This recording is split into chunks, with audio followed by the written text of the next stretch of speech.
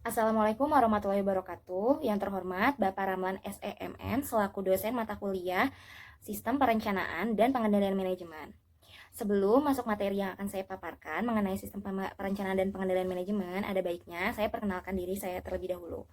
Halo, perkenalkan nama saya Vifta Aruma Ramanda Putri, NPM 0221919068. Di sini saya akan menjelaskan atau memaparkan sedikit mengenai sistem perencanaan dan pengendalian manajemen. Sebelum lanjut ke materinya, jangan lupa di like ya teman-teman. Terima kasih. Sebelum mencari tahu apa sih SPPM itu, di sini saya akan menjelaskan sedikit kerangka konsepnya terlebih dahulu.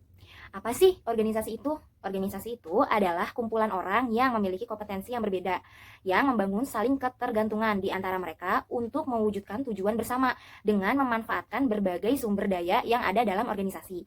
Jadi, secara singkatnya, organisasi adalah suatu wadah untuk mengumpulkan orang-orang yang memiliki visi, misi yang sama untuk mencapai suatu tujuan. Sebenarnya kalian tahu nggak sih kalau organisasi itu untuk menciptakan kekayaan. Nah, untuk menciptakan kekayaan harus melaksanakan 3 kegiatan utama, yaitu yang pertama mendesain produk dan jasa yang sesuai dengan kebutuhan customer. Jadi kita harus tahu keinginan atau tren yang sedang ada. Kedua, memproduksi produk dan jasa tersebut dengan cost efektif. Harus berhitung nih secara efektif untuk menentukan harga satu produk. Yang ketiga, memasarkan produk dan jasa tersebut secara efektif kepada customer. Dalam kegiatan utama tersebut harus melibatkan banyak sekali personil di dalam organisasi. Maka dari itu, diperlukan perencanaan dan pengendalian yang memadai terhadap keseluruhan kegiatan tersebut. Dan kegiatan tersebut ditunjukkan untuk 1. Menghasilkan customer yang puas. 2. Menghasilkan financial returns. Bukan begitu tujuan utama dari sebuah organisasi? Nah, untuk menjalankan hal ini diperlukan modal sumber daya manusia. Jadi kita butuh nih sumber daya manusia. Yang kedua, modal informasi dan modal organisasi dalam proses mencapai tujuan tersebut. Jadi SPPM adalah suatu sistem yang digunakan untuk merencanakan sasaran masa depan yang hendak dicapai oleh organisasi, merencanakan kegiatan untuk mencapai sasaran tersebut, serta mengimplementasikan dan memantau pelaksanaan rencana yang telah ditetapkan. Kerangka konseptual pendesainan SPPM dimulai dari pengamatan dan pengidentifikasi pemicu perubahan yang berdampak terhadap karakteristik lingkungan yang akan dimasuki oleh perusahaan. Lanjut, masuk ke struktur SPPM. Yang pertama, struktur organisasi. Ini termasuk komponen utama. Apa sih struktur organisasi? Merupakan sarana untuk mendistribusikan kekuasaan yang diperlukan dalam memanfaatkan berbagai sumber daya organisasi untuk mewujudkan tujuan organisasi. Lalu, untuk menghadapi lingkungan bisnis turbulen, yaitu perubahan menjadi pesat, radikal, serentak, yang di dalamnya customer memegang kendali bisnis. Diperlukan struktur organisasi yang berorientasi pada customer. Nah, ntar di sini ada contoh gambarnya nih. Struktur organisasi seperti apa. Yang kedua, jejaring informasi. Dirancang untuk mempersatukan berbagai komponen yang membentuk organisasi dan berbagai organisasi dalam jejaring organisasi untuk kepentingan penyediaan layanan bernilai tambah customer. Terus, untuk membangun struktur SPPM yang sesuai dengan lingkungan bisnis, diperlukan jejaring informasi yang mengikat secara erat melalui hubungan berkualitas untuk mengikuti perkembangan lingkungan bisnis secara umum. Yang ketiga, sistem penghargaan. Baik, di sini saya akan menjelaskan proses SPPM. Yang pertama, ada perumusan strategi. Dalam tahap ini dilakukan pengamatan terhadap tren, keinginan konsumen, perubahan lingkungan makro, lingkungan industri, dan lingkungan persaingan. Yang kedua, perencanaan strategi, yaitu pengimplementasian visi misi, tujuan, dan strategi yang telah dirumuskan. Yang ketiga, penyusunan program. Proses penyusunan rencana jangka panjang untuk menjabarkan inisiatif strategi pilihan guna mewujudkan sasaran strategi. Nah, ini merupakan proses pembangunan hubungan sebab akibat antara rencana operasional dengan keuangan. Yang keempat, ada penyusunan anggaran. Proses penyusunan rencana jangka pendek biasanya sih dalam waktu 1 tahun atau kurang yang berisi langkah-langkah yang akan ditempuh. Yang kelima, ada pengimplementasian. Dalam tahap pengimplementasian rencana ini, manajemen dan karyawan melaksanakan rencana yang tercantum dalam anggaran ke dalam kegiatan nyata. Yang keenam, ada pemantauan. Hasil setiap langkah yang direncanakan perlu diukur untuk memberikan umpan balik bagi pemantauan pelaksanaan anggaran, program, dan inisiatif strategi.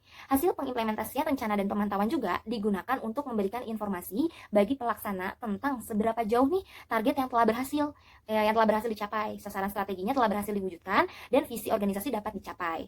Untuk melaksanakan SPPM diperlukan nih 3 golongan managerial skill. Yang pertama, keterampilan dalam mengelola bisnis dan proses organisasional. Yang kedua, diperlukan keterampilan dalam mengelola perubahan. Yang ketiga, keterampilan dalam mengelola sisi bayangan organisasi. Untuk menjalankan SPPM yang telah didesain manajer, perlu memiliki kemampuan untuk 1. Menciptakan bisnis. Yang kedua, mendesain organisasi yang secara efektif memberikan layanan bagi bisnis pilihan. Lalu yang ketiga, mengembangkan sekelompok manajer dan pimpinan yang mengkoordinasikan dan memudahkan pelaksanaan proses bisnis dan proses organisasi. Lanjut ke kerangka konseptual pendesainan SPPM dalam lingkungan bisnis global. Nah, memperhatikan pada aspek-aspek perubahan dalam satu, globalisasi ekonomi, yang kedua, teknologi informasi, yang ketiga, strategi quality management, yang keempat, revolusi manajemen. Keempat pemicu perubahan ini berdampak luar biasa terhadap karakteristik lingkungan yang dimasuki oleh perubahan. Nah, ada nih 5 paradigma manajemen yang menjadi landasan pendesainan SPPM agar sesuai dengan tuntutan lingkungan bisnis baru atau dengan istilah bisnis global. Yang pertama, customer value strategy, yang kedua, continuous improvement, yang ketiga, opportunity, yang keempat, cross-functional, yang kelima, employee improvement. Nah, sekarang kita masuk yuk ke karakteristik lingkungan bisnis global. Globalisasi ekonomi yang melanda Indonesia secara cepat membuka cakrawala baru bagi manajemen perusahaan Indonesia. Globalisasi ekonomi telah menciptakan lingkungan bisnis yang menyebabkan perlunya peninjauan kembali prinsip-prinsip manajemen yang digunakan oleh perusahaan untuk mampu bertahan dan bertumbuh dalam persaingan di tingkat dunia. Nah, apa sih proses-proses globalisasi ekonomi? Yang pertama, ada mobilitas. Dengan teknologi yang sudah sangat luas, transaksi bisnis dilaksanakan pada kecepatan cahaya dan diikuti dengan prasarana teknologi yang sangat canggih. Yang kedua, ada keserentakan. Perkembangan pesat telekomunikasi dan transportasi memungkinkan setiap perubahan di negara maju hampir secara serentak dapat diikuti oleh negara-negara lain. Yang ketiga, ada pencairan jalan bebas hambatan, yaitu monopoli pengiriman surat dan barang oleh pos di semua negara dipecah oleh bisnis pengiriman barang dan surat seperti Federal Express, Tiki Secepat, dan lain-lain. Yang keempat, ada kemajemukan atau pluralisasi. Zaman globalisasi ekonomi ditandai dengan meningkatnya proses kemajemukan yang dijadikan pusat tidak mampu lagi mengendalikan semua urusan. Zaman ini yang menjadikan lingkungan bisnis sangat turbulen, dan dengan semakin turbulennya lingkungan bisnis, perusahaan-perusahaan memerlukan kecepatan respon terhadap setiap perubahan yang terjadi. Nah, kalian mau tahu nggak sih gambaran perubahan lingkungan bisnis di zaman globalisasi ekonomi? Pasar tidak lagi hanya dimasuki oleh pesaing-pesaing domestik loh, namun telah didatangi oleh pesaing-pesaing mancanegara yang membawa produk dan jasa yang sangat sesuai dengan pengetahuan tingkat dunia. Globalisasi ekonomi berdampak pada 3C, customer, competition, dan change. Customer memegang kendali bisnis. Akibat globalisasi ekonomi terjadi pergeseran kekuasaan dalam pasar.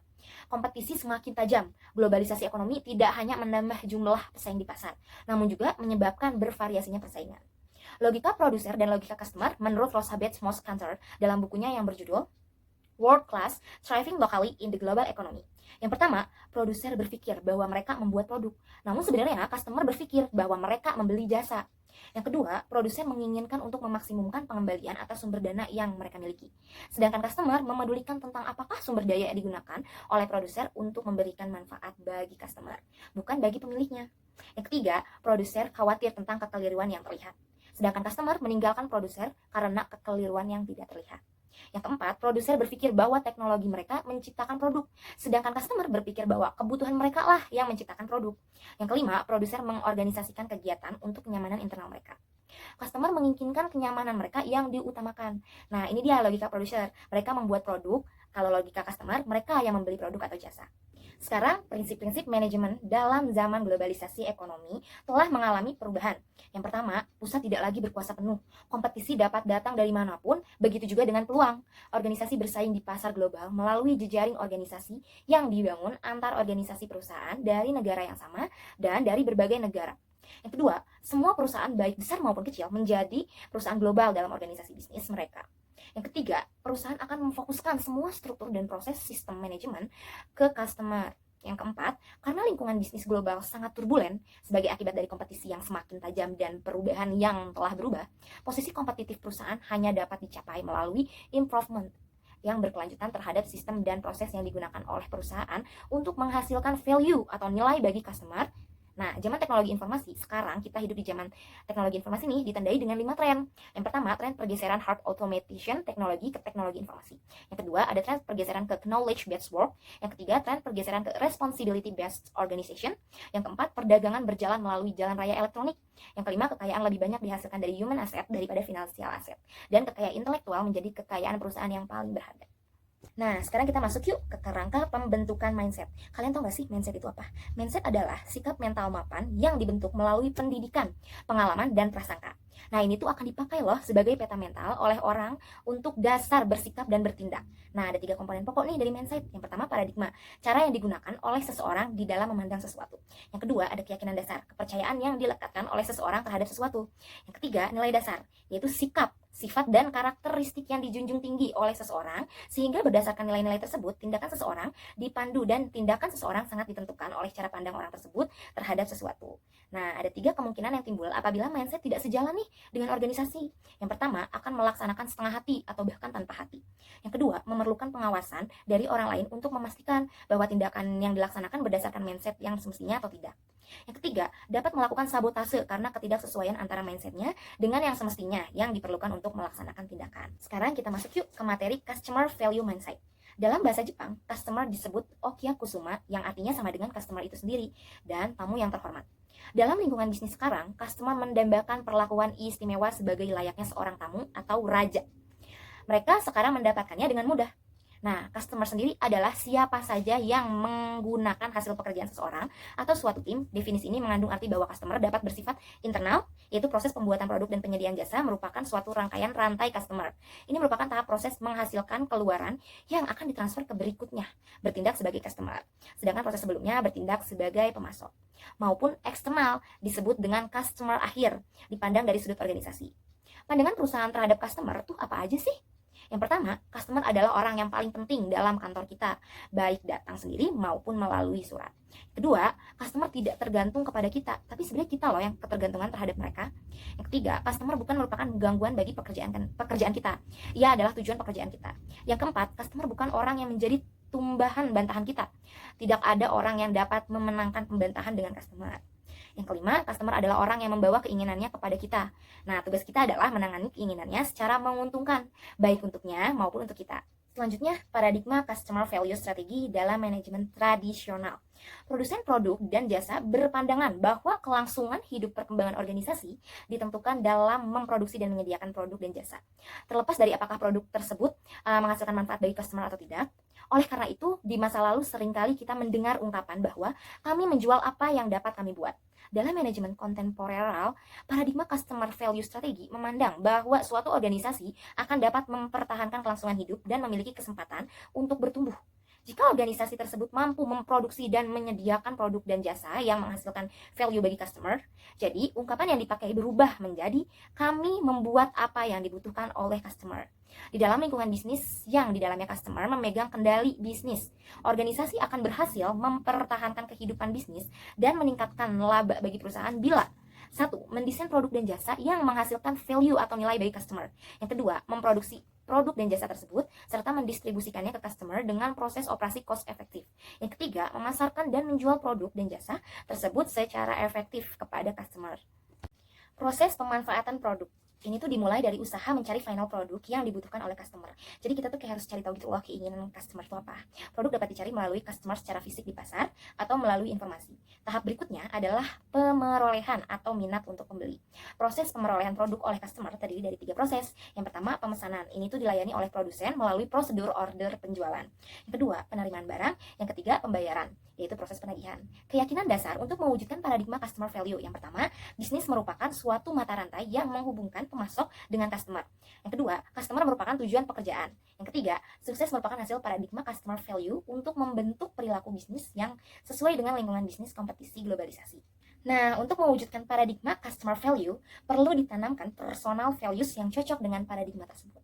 Yang pertama, integritas. Kemampuan seseorang untuk mewujudkan apa yang telah dikatakan menjadi suatu realitas dalam situasi apapun.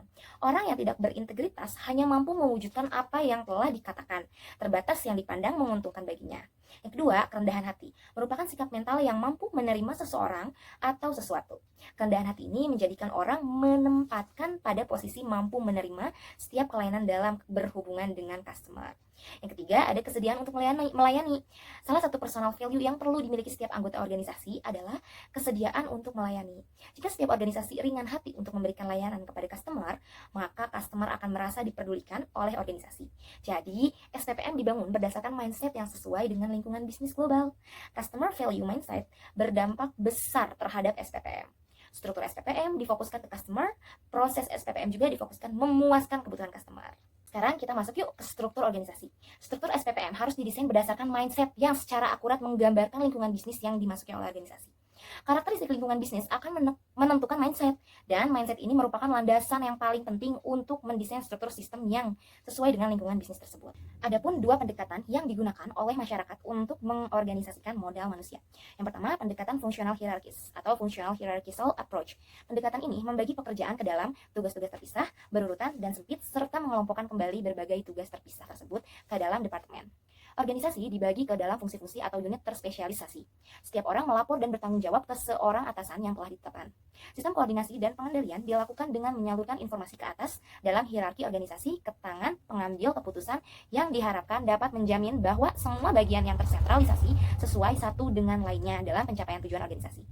Nah, manfaat pendekatan fungsional hierarkis adalah organisasi dapat menjadi efisien karena pendekatan fungsional hierarkis mendukung skala ekonomi dengan dimanfaatkan sumber daya ke berbagai customer atau produk. Yang kedua, organisasi mengelompokkan ahli yang memiliki pengetahuan dan keterampilan yang sesuai dengan tugasnya. Yang ketiga, organisasi menerapkan pengendalian yang ketat, yang memang diperlukan juga sebagian besar angkatan tenaga kerja tidak terdidik. Nah, pendekatan kepemilikan sistem atau sistem ownership approach itu yang kedua, yang pertama kan tadi yang hierarki. Nah, di sini nanti ada gambar yang menunjukkan proses produksi, yaitu ada input, pengerjaan, dan output. Nah, kalau misalnya input itu sumber daya yang digunakan diukur dari biaya. Kalau pengerjaan itu lebih ke modal, serta kalau output itu barang dan jasanya nih. Seperti itu. Input dan output merupakan hubungan antara input dan output itu bersifat timbal balik dan langsung. Misalnya, departemen produksi input bahan baku menjadi barang jadi. Ada juga input yang tidak berkaitan secara langsung dengan output. Misalnya, biaya iklan. Nah, pengukurannya kalau input diukur dengan satuan moneter, yaitu uang. Nilai uang dari input yang dimasukkan biasanya dihitung melalui kuantitas fisik yang dengan harga per unit. Nilai uang diperoleh dari kuantitas fisik dikali harga per unit. Misalnya, jumlah jam kerja dikali tarif per unit. Nah, kalau jumlah moneter itu yang disebut sebagai biaya. Biaya adalah sebuah ukuran dalam bentuk uang bagi sejumlah sumber daya yang digunakan oleh sebuah pusat pertanggungjawaban. Nah, kalau input lebih mudah diukur daripada output. Contoh, input sebuah rumah sakit. Nah, itu input adalah sumber daya yang digunakan oleh sebuah rumah sakit atau sebuah sekolahan untuk mencapai tujuannya dalam memperlakukan pasien-pasien atau dalam mendidik para pelajar. Suatu pusat pertanggungjawaban akan bersifat efisien jika melakukan sesuatu dengan tepat dan akan bersifat efektif jika melakukan hal-hal yang tepat. Nah, kalian tahu gak sih sebenarnya peranan laba itu apa? Tujuan utama dari setiap perusahaan yang berorientasi laba adalah memperoleh laba yang memuaskan. Oleh karenanya, laba merupakan tolak ukur yang penting dari setiap efektivitas. Nah, di sini aku akan jelasin nih, pusat biaya adalah pusat pertanggungjawaban yang manajernya bertanggung jawab atas konsumsi masuk atau biaya. Pusat pendapatan adalah pusat pertanggungjawaban yang manajernya bertanggung jawab atas nilai keluaran atau pendapatan. Nah, kalau pusat laba adalah pusat pertanggungjawaban yang manajernya bertanggung jawab atas selisih nilai keluaran atau pendapatan dan konsumsi masukan atau biaya. Pusat investasi adalah pusat pertanggungjawaban yang manajernya bertanggung jawab atas rasio antara laba dengan investasi dalam pusat pertanggungjawaban tersebut. Sekarang kita masuk yuk ke materi yang terakhir, yaitu materi perencanaan strategi. Kalian tahu gak sih perencanaan strategi itu apa? Perencanaan strategi adalah proses memutuskan program-program utama yang akan dilakukan oleh suatu organisasi dalam rangka mengimplementasikan strategi dan menaksirkan jumlah sumber daya yang akan dialokasikan untuk tiap-tiap program jangka panjang. Nah, kalau untuk contoh-contoh strategi, itu ada contoh strategi produksi, strategi pemasaran, dan strategi komprehensif. Kalian bisa lihat contohnya di sini. Perbedaan perumusan strategi dan perencanaan strategi. Kalau perumusan strategi itu memutuskan strategi baru, tidak sistematis, dan perlu diuji kembali. Sedangkan perencanaan strategi mengimplementasikan strategi, kegiatannya juga sistematis, dan perlu umpan balik. Langkah-langkah perencanaan strategis. Yang pertama, menetapkan strategi, yaitu visi, misi, tujuan yang akan dicapai. Yang kedua, mengenali lingkungan di mana organisasi mengimplementasikan strategi. Yang ketiga, melakukan analisis SWOT, kekuatan, kelemahan, peluang, dan tantangan. Menentukan program baru. Yang keempat, menyiapkan semua faktor-faktor penunjang, yaitu sumber daya manusia dan dana. Yang kelima, menyiapkan sistem umpan balik untuk mengetahui efektivitas pencapaian implementasi perencanaan strategis. Yang terakhir, kelemahan perencanaan strategis. Yang pertama, kegiatan bersifat rutin, birokratis, mengurangi cara berpikir. Yang kedua, menghabiskan waktu dan mahal. Yang ketiga, butuh departemen perencanaan yang luas. Teman-teman, mungkin sekian pemaparan materi yang bisa saya sampaikan. Kurang lebihnya mohon dimaafkan. Terima kasih yang sudah menonton sampai akhir. Jangan lupa di like ya. Bye-bye. Wassalamualaikum warahmatullahi wabarakatuh.